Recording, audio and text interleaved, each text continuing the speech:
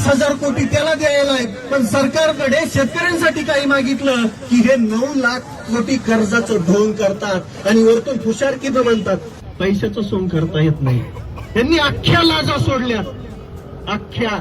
त्यांच्याकडे 5वी बहुमत आहे म्हणून हे माजलेत आणि या माजलेल्या भाड्यांना आपल्याला धडा शिकवावा लागेल. हा रविराज साबळे पाटील कायमस्वरूपी मंत्रिमंडळाच्या पाठीमध्ये असणार, शेवटपर्यंत लढणार. जोपर्यंत शेतकरी सन्मानाने जगणार नाही, जोपर्यंत शेतकरी उभा राहणार नाही, शेतकऱ्यांशिवाय या देशाचं काहीच होऊ शकत नाही. ज्या भारताला कृषीप्रधान देश म्हणतात त्याची कृषी बी गायब झाली, प्रधान बी गायब झाला, पण बांडगुळ उरलेत जे सत्तेवरती बसलेत. यांच्या बुडाला अशी आग लागली पाहिजे, धनाधना जाळ लागला पाहिजे या शेतकऱ्यांचा, त्यावेळेस हे सुधारणार.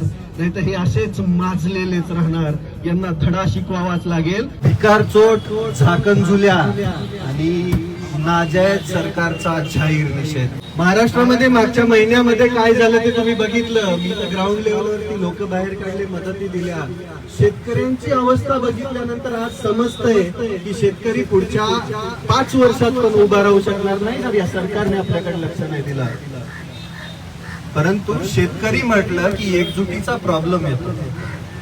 आपल्या शेतकऱ्यांमध्ये एकजूट कधी झाली आठवतंय? कधी शेतकरी कधी एकजुटीने लढलाय कधी आठवतंय?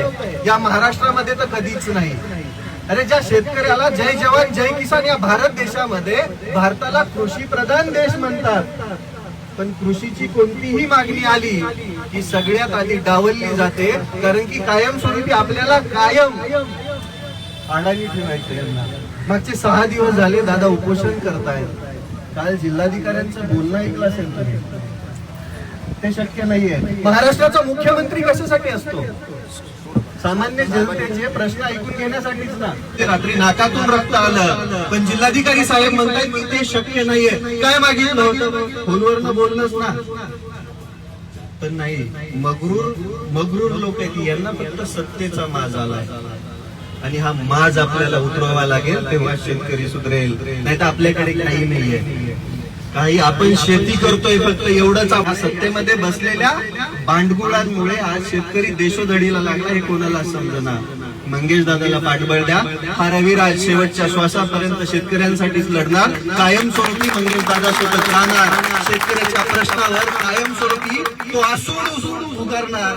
त्याचा वळ यांना आयुष्यभर लक्षात राहणार. कारण की शेतकरी टिकला तरच हा देश टिकेल, तरच हा देश प्रगती करू शकेल. कदमों से मिलते हैं, कंधे कदमों से कदम मिलते हैं, हम चलते हैं.